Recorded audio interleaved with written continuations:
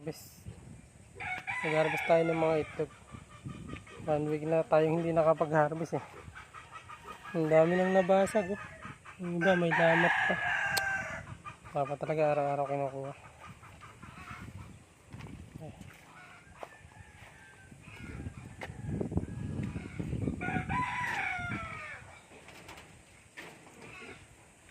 Yan yung dalawa.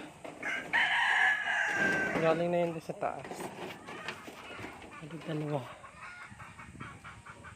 Tatlo.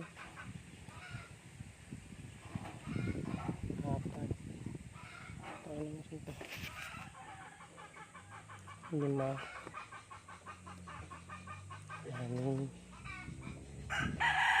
6. Ito. Yan. 10.